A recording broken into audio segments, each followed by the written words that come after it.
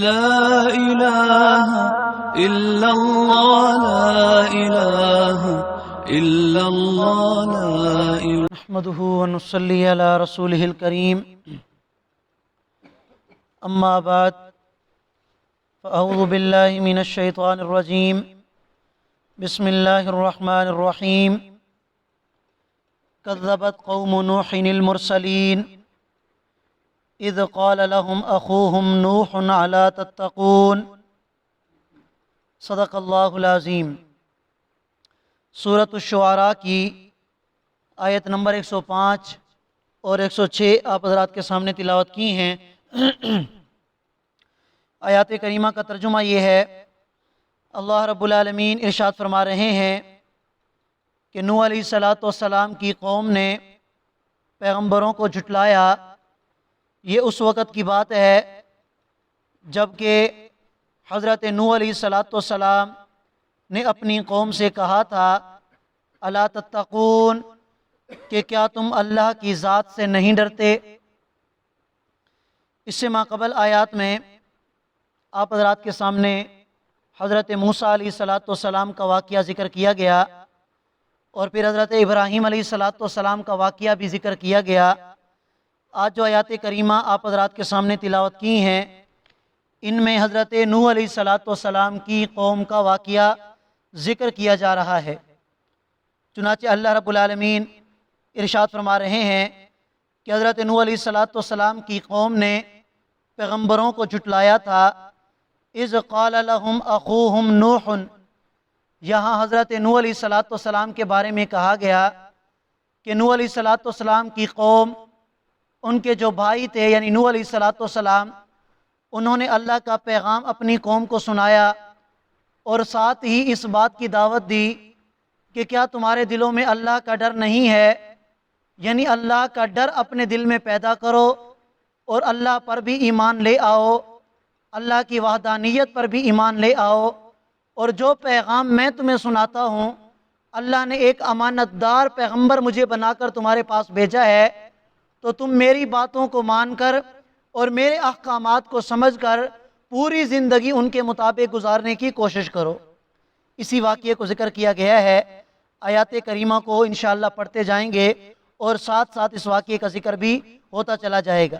تو حضرت نوح علیہ السلام نے جب ان کو یہ کہا کہ تمہارے دل میں اللہ کا ڈر نہیں ہے، اور ساتھ ہی یہ بات ارشاد فرما دی انی لکم رسول امین، کہ بے شک میں تمہارے پاس ایک امانت دار پیغمبر بنا کر بھیجا گیا ہوں، فاتقوا اللہ، سو تم اللہ کا ڈر اپنے دل میں پیدا کرو، وَأَطِیعُونَ، اور تم میری اطاعت کرو، میری فرما برداری کرو، وَمَا أَسْأَلُكُمْ عَلَيْهِ مِنْ أَجْرٍ، تمام انبیاء علیہ السلام اللہ کی رضا کی خاطر اور اللہ کے رضا کی خاطر، اللہ کو خوش کرنے کے لیے للہیت ان کے اندر بہت زیادہ تھی، اللہ کی رضا مقصود تھی۔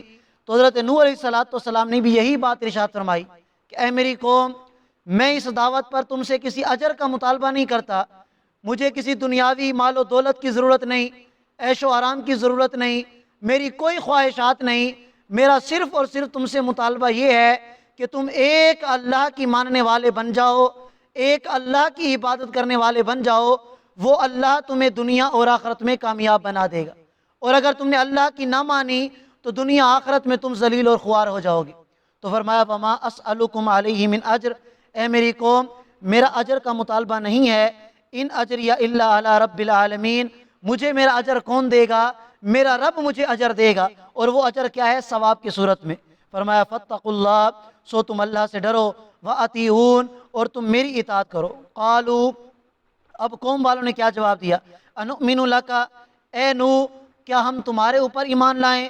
وَاتَّبَعَكَ الْأَرْذَلُونَ، جبکہ تمہاری حالت یہ ہے کہ تمہارے اوپر ایسے لوگ ایمان لے آئے جو پرلے درجے کے نچلے لوگ ہیں، نچلے درجے کے لوگ، کمزور لوگ، ضعیف لوگ، غریب لوگ تمہارے اوپر ایمان لائے ہیں، اور ہم تو علاقے کے اندر، ہم تو اس قبیلے کے اندر بڑے شریف لوگ ہیں، بڑے اونچے خاندان والے لوگ ہیں، ان غریبوں کے ساتھ مل کر ہم تمہارے اوپر ایمان لائیں تو ایسا نہیں ہو سکتا۔ تو یہ حضرت نوح علیہ السلام کی قوم کا اعتراض تھا کہ نچلے پیشے والے، نچلے طبقے والے تمہارے اوپر ایمان لائے، تو لہٰذا ہم تمہارے اوپر ایمان نہیں لائیں گے۔ حضرت نوح علیہ السلام نے فرمایا وما علمی بما کانوا یعملون، فرمایا کہ مجھے اس سے کوئی سروکار نہیں کہ وہ کون سا کام کرتے ہیں، چاہے وہ مزدور ہیں، دیہاڑی والے ہیں، موچی ہیں، نائی ہیں، جس طرح کا بھی ان کا پیشہ ہے، جس پیشے کے ساتھ وہ تعلق رکھتے ہیں، حضرت نوح علیہ السلام نے فرمایا کہ میرا اس کے ساتھ کوئی تعلق نہیں۔ جب وہ اللہ پر ایمان لائے، اللہ کے نبی پر ایمان لائے، تو اس کائنات میں ان سے بڑھ کر کوئی انسان نیک بخت نہیں ہے، لہٰذا تمہارا یہ کہنا کہ یہ نچلے طبقے کے لوگ ہیں، یہ تمہارا کہنا غلط ہے۔ فرمایا ان حسابہم الا علی ربی، باقی رہی بات کہ ان کے دلوں کی بات تو اللہ جانتا ہے۔ اب مجھے تو یہ پتہ نہیں کہ انہوں نے ذاتی مفاد کے لیے ایمان لایا یا اللہ کی رضا کے لیے ایمان لایا ہے۔ اگر ذاتی مفاد کے لیے ایمان لایا ہے، ان حسابہم الا علی ربی، تو ان کا حساب و کتاب کس پر ہے؟ میرے رب پر حساب و کتاب ہے۔ ذاتی مفاد کے لیے ایمان ہوگا، اللہ تعالیٰ اس پر پکڑیں گے۔ اگر اللہ کی رضا کے لیے ایمان ہوگا، اللہ تعالیٰ دنیا آخرت میں ان کو نیک بختی عطا کریں گے۔ لو تشعرون، کاش کہ تم اس بات کو سمجھ سکتے۔ اور فرمایا وما انا بطارد المؤمنین، ایسے ایمان لانے والوں کو میں دھتکار کر اپنے آپ سے دور نہیں کر سکتا۔ ان انا الا نذیر مبین، میرا تو کام یہ ہے کہ میں واضح طور پر تمہیں ڈرا دوں اس بات سے کہ اگر تم نہیں مانو گے تو ہمیشہ ہمیشہ کے لیے جہنم کے عذاب کا سامنا کرنا پڑے گا۔ قالوا، حضرت نوح علیہ السلام نے قوم نے جواب دیا، لئن لم تنتہ یا نوح، اے نوح اگر تم اس دعوت سے باز نہ آئے، لتکونن من المرجومین، تو ہم تمہیں پتھر مار مار کے ہلاک کر دیں گے۔ قال ربی، حضرت نوح علیہ السلام نے دعا مانگی، اے میرے رب، ان قومی کذبون، کہ بے شک میری قوم نے مجھے جھٹلا دیا، فافتح بینی و بینہم فتحا، اے میرے اللہ آپ میرے اور ان کے درمیان دو ٹوک فیصلہ فرما دیجئے۔ اور وہ کیا؟ وَنَجِّنِي وَمَن مَّعِيَ مِنَ الْمُؤْمِنِينَ، کہ مجھے اور مجھ پر ایمان لانے والوں کو نجات عطا فرما دیجئے۔ فَأَنْجَيْنَاهُ، اللہ فرماتے ہیں حضرت نوح علیہ السلام کی دعا کو ہم نے قبول کیا، ہم نے حضرت نوح کو بھی نجات عطا کی۔ وَمَن مَّعَهُ فِي الْفُلْكِ الْمَشْحُونِ، اور اس بھری ہوئی کشتی کے اندر جتنے بھی مسلمان تھے ان سب کو بھی نجات عطا فرمائی۔